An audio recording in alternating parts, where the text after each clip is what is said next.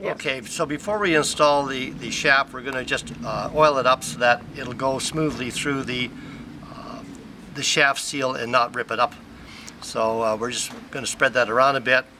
We're going to insert the shaft through the magnetic pickup, and it's starting into the bearing. We may have to just tap it a bit to make it go in.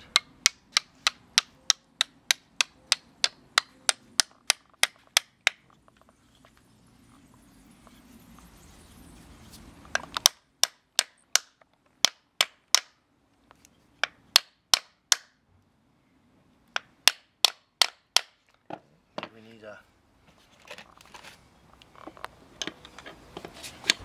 Careful you don't drive it too far down. yeah. No, that's not going to work.